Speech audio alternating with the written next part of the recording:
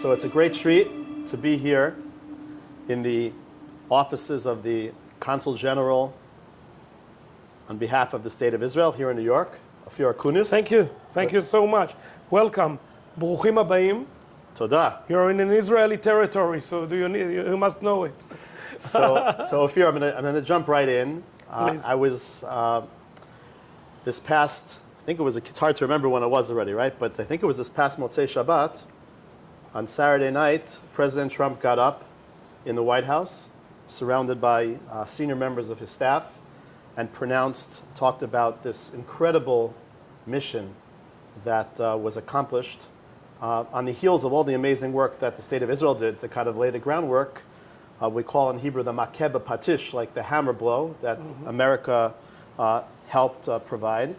And President Trump spoke so eloquently and so positively about his friendship with Prime Minister Netanyahu, his very good friend Bibi Netanyahu. He never saw such collaboration, such cooperation.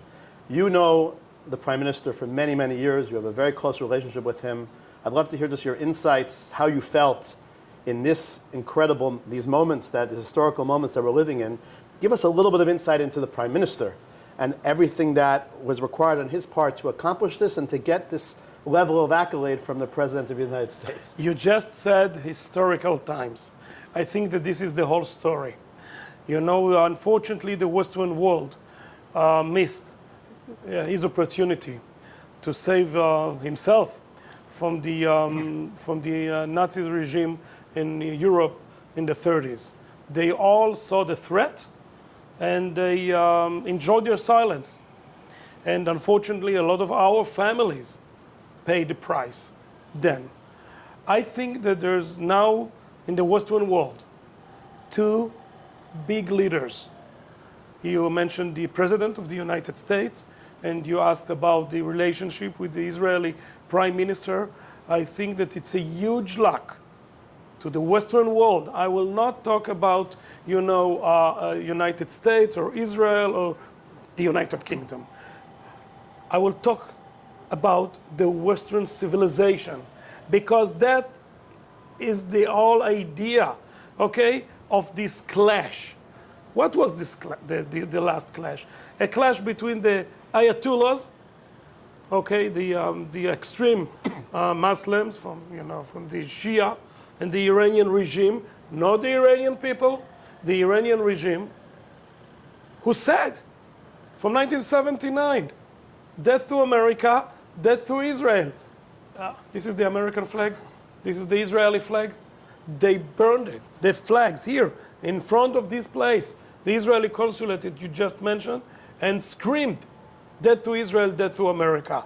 So, and by the way, we learn from history that if someone, extreme regime, said to you in the past, and used to say it until the last days, we want to destroy you, we want to kill you, you better believe them.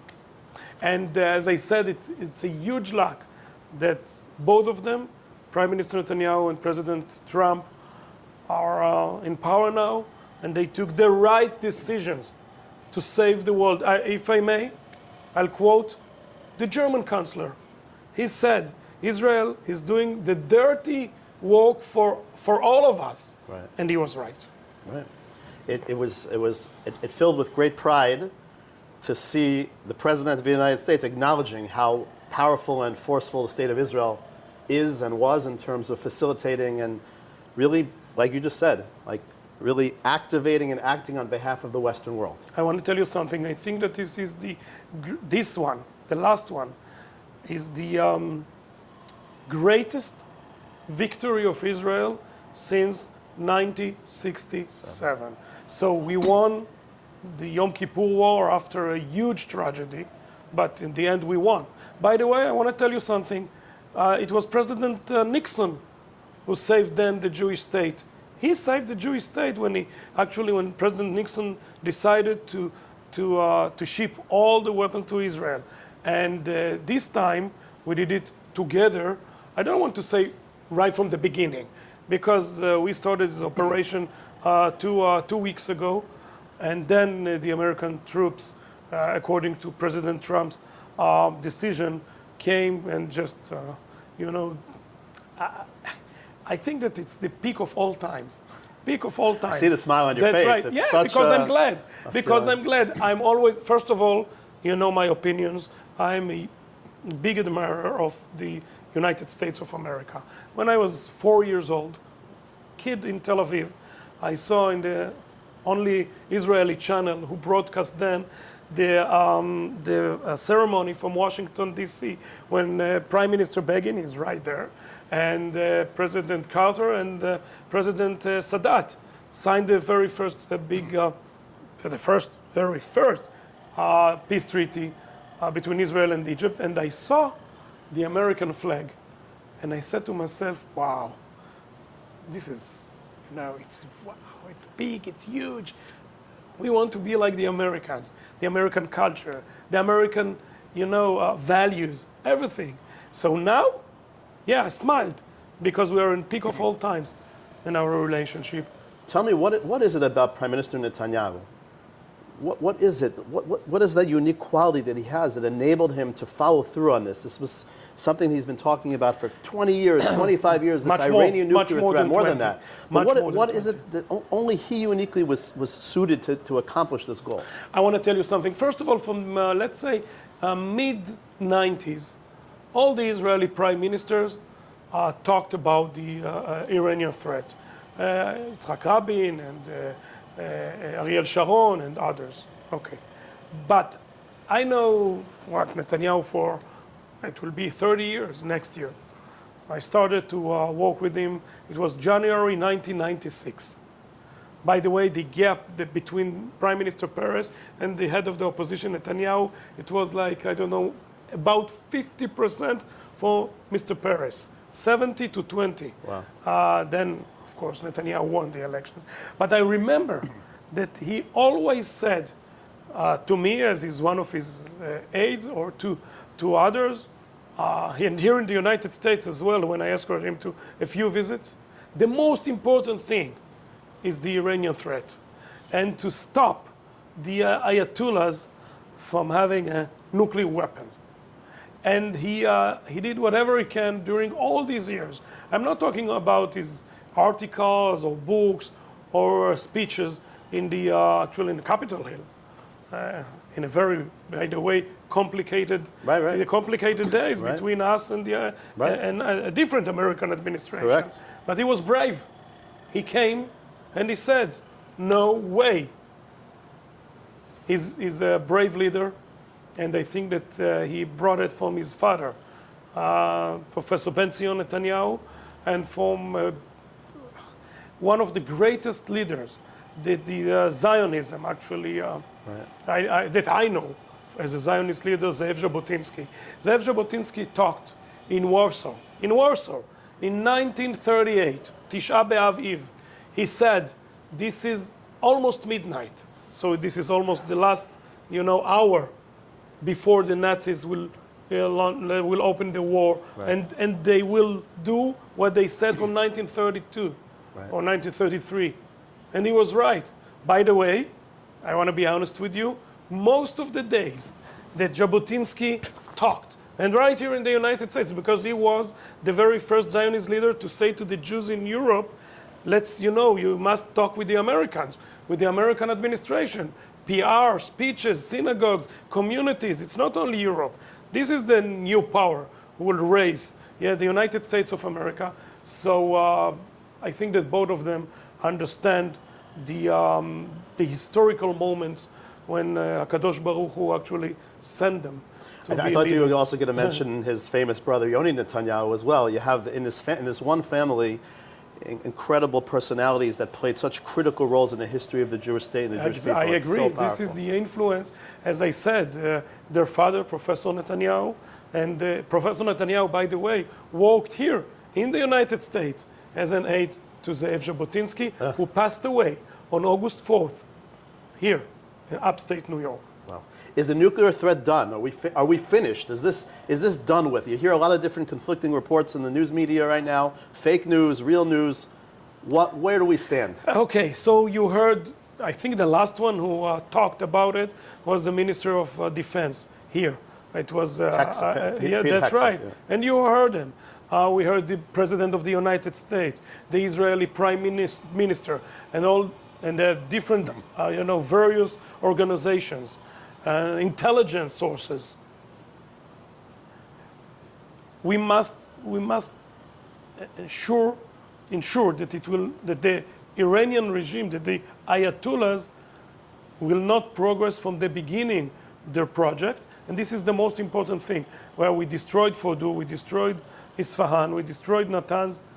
I think that every international leader, all of them, even those who criticize, do you want me to mention them? You can mention them by yourself. Who criticize Israel. They're coming. Yeah, I'm sure. Okay, they will be very happy that Iran will not have their nuclear weapon. And Okay. I'm not talking about the Chinese or the Russians. I'm talking about European leaders. Okay? So we're sitting here in New York City, the hub of Jewish life on some level in the diaspora, and we're sitting literally a day after the news that a gentleman named Mamdani was selected as the Democratic nominee to be mayor of this fine city. Certainly there's a tremendous uproar amongst people of good conscience, people who love the state of Israel, people who love America, who are very concerned about this turn of events. We're also not very far from Columbia University. I happen to be an alum of Columbia, whether that's something I want to talk about today or not. I know that when you first came a year ago, a little over a year ago, to your position, you were active with the students there and gave them encouragement. The very first meeting as the Consul General, it was about the wild mobs in Colombia, but not only near Colombia, right in front of the consulate, not very far from the Grand Central Station, Union Square, and other places, downtown as well. Yeah. So how does that make you feel? Like you're literally like representing the state of Israel in this hub, and at the same time you see there's so much negativity and so much forces for pushing back against those who are seemingly saving democracy and saving the Western values and saving America. Like what is going on from your perspective? I will tell you, I think that they are the minority. We are the majority. And I can hear from a lot of people here in New York City, in Manhattan, that Israel did the right thing. But they are not shouting. They are not yelling. The mobs, sponsored by Qatar and Iran as well, we must say the truth.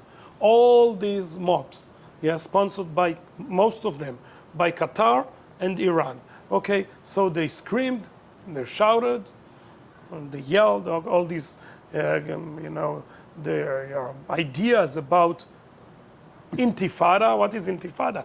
They don't know the meaning of the word intifada. And what is the goal of intifada? It's destruction, it's to ruin our values, our world and our culture. So that's what they want? I don't think that they want, they don't even understand.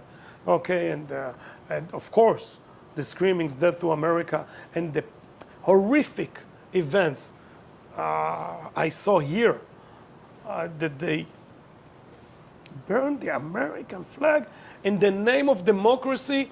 I want to tell you something to my American friends. Don't be naive. They want to destroy you.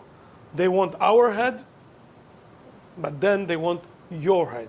So I'm saying it to my American friends, wake up. That's it. So I'm not talking about, this person or the other one. I'm talking about ideas. And there's no shared values between those mobs and the American people, between those wild people, and I said it to the former president of Columbia University. You mentioned Columbia University, Madam Armstrong. So I said there, Madam President, they are wild people. Remember that they are wild people. So, and I'm saying to the American people, don't let them use the American democracy to destroy the American democracy. So it's very cynical, Right. And I know that according to the institution, you can burn the American flag. This is rude. You are visitors here, Right. a lot of them, not all of them. There's also American people. Right. Excuse me, if you want, if you are screaming, death to America, don't be here. Don't be here. If you want this place to disappear. Yeah, that America will not exist as the United States of America. Don't be here. That's it. And by the way, it's so simple. I don't think that it's very complicated to think that someone who wants to ruin a specific place, they're using the rights of that the place gave them to ruin it. I can't understand it. Right. They're leveraging the wonderful benefits that they benefit from, and they basically use it to distort. And I'm curious to hear your perspective on the Qatari relationship with the Americans, in the sense that I imagine it's quite different from the Israeli relationship with the Qataris, or maybe it's not. I don't know, but it's really, I think it's complex, and I think many of us don't really understand kind of the role Qatar plays. We hear they're funding kind of all these protests and all the different things that are going on, and fake media and Al Jazeera. On the other hand, they seem to be friendly with the Americans, and they're, so from your perspective, you just mentioned their double game. Yeah. The Qataris playing their double game. By the way, I must to be honest with you, they are doing it very well, because from one side, from one hand, they are dealing with the Americans. They are buying here malls, hotels, faculties. Okay, and from the other hand, students. That's right. They are paying for the students that they actually establish the faculties there to protest against the American values and the Israeli values and the democracies that we know, including United States and Israel. So they're playing a double game. They built the tunnels in Gaza with their own money. Who built it? The Hamas built the tunnels, but who paid for the tunnels? The Qataris. Now they are hosting the negotiation to release our hostages from the tunnels that they built. This is unacceptable. With all the respect, they must decide they want to be part of they can't, of Western world. I'm talking about the values, okay? Or to be part of the other side. Are they an Iranian proxy? Like, how would you define Qatar? No, I don't think that the Qatar are an Iranian proxy. They're in the middle. They're just like they're everywhere. They're everywhere. That's right, yeah. But of course that... and even with Israel? They have a relationship with Israel in a certain way? No, there's no an official relationship. But if, senior Israelis travel to Qatar to negotiate in Doha, and we want the hostages. We want the hostages. So I want to say something about it. And I said it. We must put Qatar under pressure, to put Hamas under pressure to release them. But Hamas, of course, this cruel and vicious terror organization, they are using our hostages to protect themselves, that they will not actually destroy them and deport them from the Gaza Strip. Right.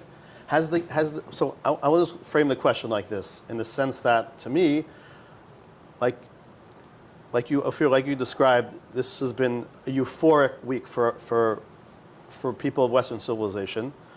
On the other hand, it kind of overshadowed the reality that the state of Israel has been at war for close to 2 years now in the Gaza Strip and many other surrounding areas.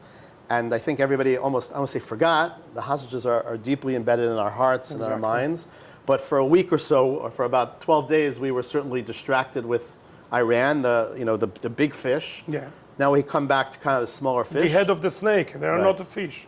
Fish is something very, something nice, but they are not nice. So how has the playing field changed now, post the elimination of the Iranian nuclear threat? How do we come to the end game now, getting our hostages back? I will tell you. And orchestrating kind of peace in the region. I will tell you. It's not only Iran. You mentioned their proxies, and we must remember that before the last operation, they used their proxies to destroy Israel. First of all, Hezbollah.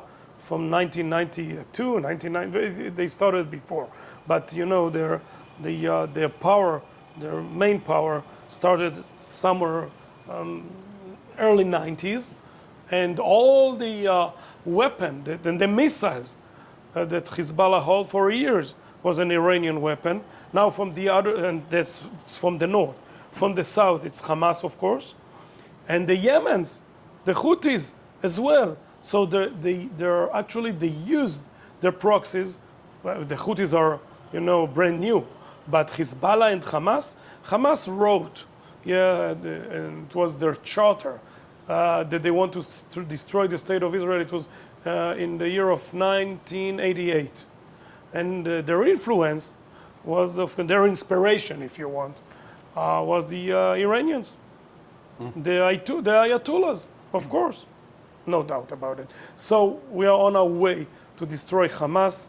We hate the Hezbollah very well, but not, we have a lot of things to do, and we are doing it. In Lebanon, it was very telling that Hezbollah was afraid to come to Iran's aid. Right? Very telling that Hezbollah was afraid to help Iran in this conflict. Pretty amazing. They afraid. They lost power because another force, a very main force in our region, the old Syria. Actually, I'm talking about former president. He escaped from Syria, so he's not there anymore. By the way, you must understand that the Iranians used Iraq and Syria to smuggle all their weapon to Lebanon. Okay, so nobody is innocent in this story. Not the Yemens, not I don't want to talk about the Lebanese because I think that there is a huge, I want to talk about them, excuse me. I'll correct myself. There's a huge potential, and you heard Mr. Witkoff yesterday, and we just heard the Prime Minister and the President of the United States. There's a huge potential to bring the Lebanese to be part of the Abraham Accords. Why? It's astounding. Why? And I will tell you. Because it was an Arab Christian state until 1979. Then the Syrians, and with the leader Bashar Assad, not Bashar, Hafez al-Assad, Bashar's father, invaded to Lebanon, ruined the place. Then the PLO came, ruined the place, but we we destroyed the PLO in South Lebanon, and they escaped to Tunisia. And then the Hezbollah, now they got their power from Iran, and they destroyed the state of Lebanon. Now, there's one condition, that Lebanon will be part of the Abraham Accords. Without the Hezbollah. Without the Hezbollah. Hezbollah cannot be there anymore. And it's why I'm saying that it's huge potential. How far Beirut or I don't know, and other places from Haifa port? We can renew the railway route between Beirut and Haifa. It will take less than an hour. Beirut through Nahariya to Haifa, and from there, it's unbelievable, huge potential. I'm saying this facetiously, but unfortunately, as the skies over Israel were closed for the 12-day war, people started to use Jordan and Egypt. Yeah, that's so right. We already see remnants of these different pathways that potentially could be opened. They used chips like in the old world, like when the Jews came to New York. When was it? 120 years, something like that, a little bit more. They used chips from Europe. So our Israelis that love I want to say something for them. They love so much their country that during a vicious war with hundreds of ballistic missiles, we heard, and from here as well, they called us. They said, no, we want to be on there. I said, no, you can't do it from here. You will wait, okay? And then on the very first El Al flight from New York to Tel Aviv, everybody wants to go home. To the promised land. I'll tell you a great story. My mother-in-law is visiting from Israel right now. She's going back on Sunday night. We'll give her a shout out. And she's sitting in our living room, safe and secure, and crying that she's not in her. That's right. Crying that she's not in her safe room in Israel. You know why? This is the Israeli spirit. And there's no spirit like the Israeli spirit. I'm always saying it. A very small country surrounded by cruel enemies, and we saw the horrific pictures from October 7th. There are animals. The Hamas terrorists, there are animals, and I love animals very much. But there's some. I actually I don't like animals. No, I like. And they are animals. Yeah. But how are we going to get all our hostages back? How is that going to happen? In what universe are they going to relinquish and give back all the live hostages? In what universe? As I said, as I said, will put Qatar under pressure and Hamas under pressure, and we must, put more pressure, military pressure on Hamas. As we are. What is going on in Gaza right now? I mean, like everybody's been distracted. Like our forces. No, there's a lot. There's a lot of things to do there. There's still something like 70%, 70% of the tunnels. It's a lot.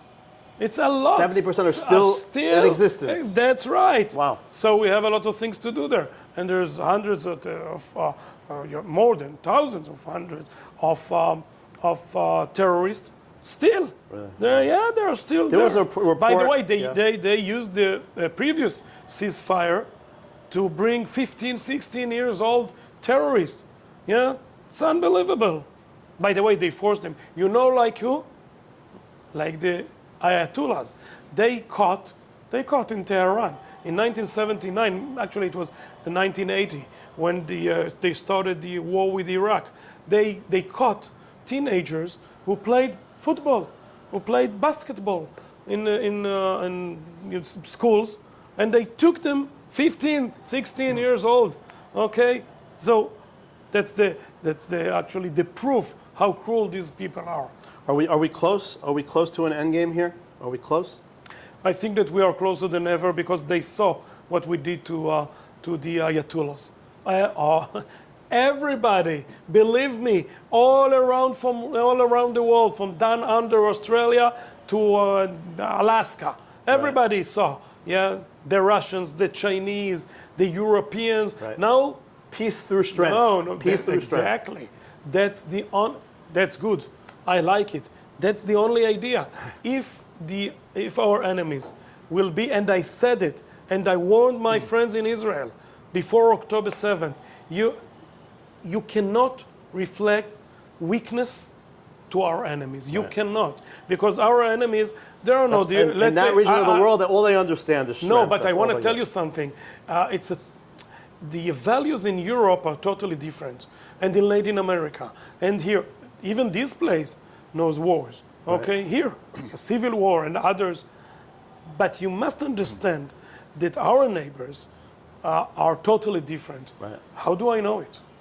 I saw the horrific pictures from 1929, the Hebron massacre. Right. And actually, it was in Jerusalem and other places. And you can ask my team. I said, in their first opportunity, they will do it again.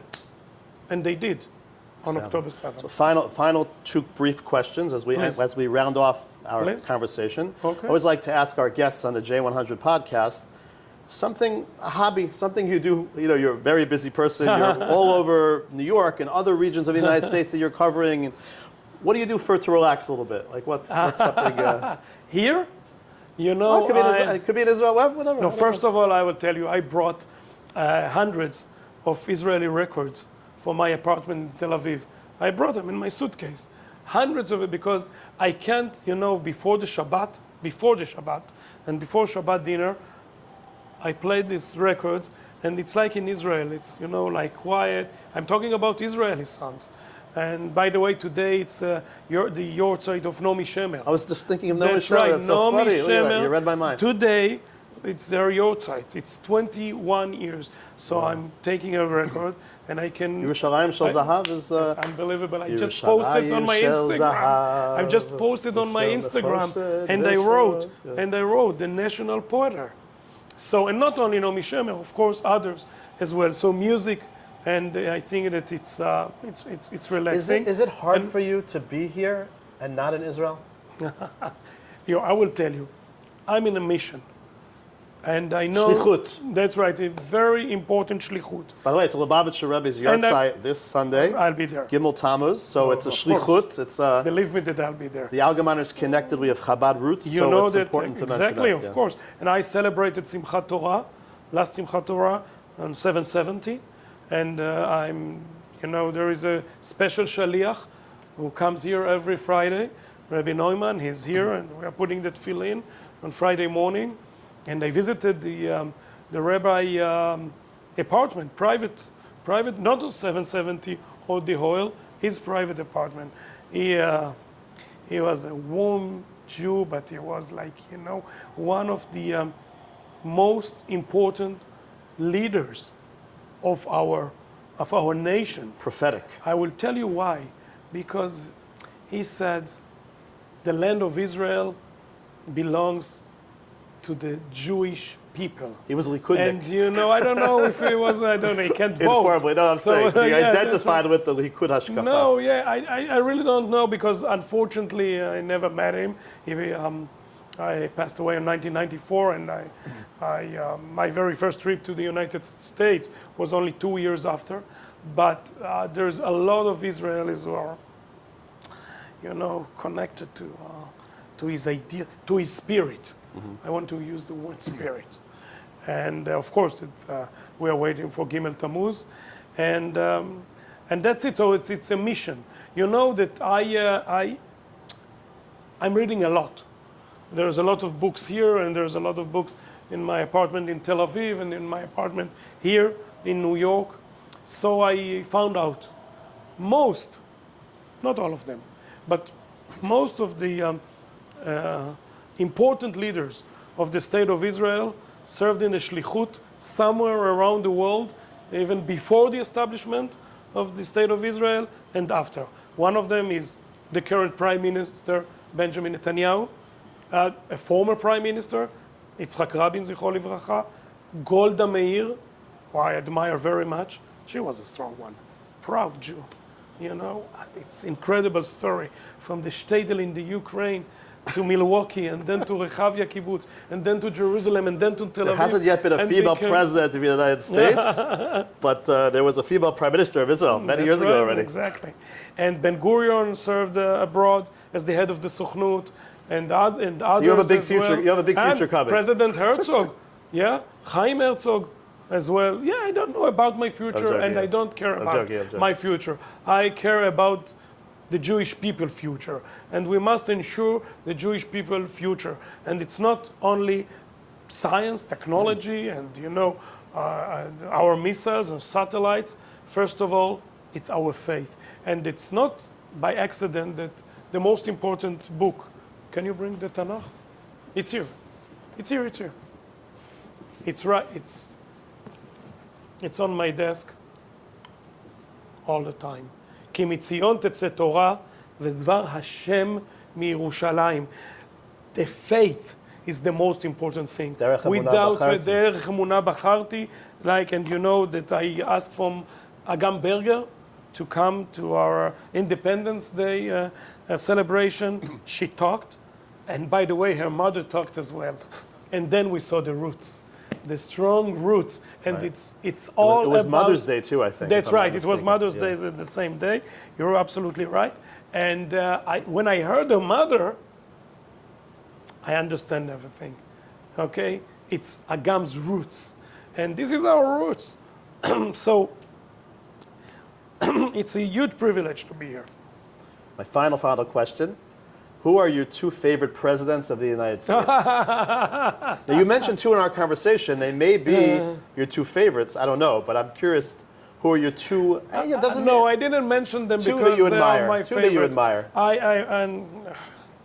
I want to tell you something. I don't want to be, you know, part of the domestic American debate, because if I mention X, the other will say no, and the opposite. It's like it's like in Israel. If you pick from 200 years ago, you'd be I will choose one. Yeah. Okay. President Truman. The State Department team Trump came, and Truman. They sound similar. and I mentioned another one. Yeah. And who saved Israel during the Yom Kippur War, and we must appreciate it. I don't know about his domestic issues. I talked about his attitude to the state of Israel. Okay, but why did I mention Truman? Because the guys from the State Department came to the White House. It was Friday afternoon. It was morning here, because David Ben-Gurion declared the state of Israel. It was 4 p.m. in Tel Aviv, on Rothschild Street, 16, by the way. It's important to know it. And they said, you don't need to recognize them. We don't think that you need to recognize the state of Israel. It took 11 minutes to President Truman to recognize the state of Israel. Thank you very much, President Truman. We appreciate it. Ambassador Akunis, thank you so much Thank for you your for- time, for your it was insights, great. and all that you're doing for the Jewish community and the world here in New York and beyond. Thank you so much. It was my pleasure.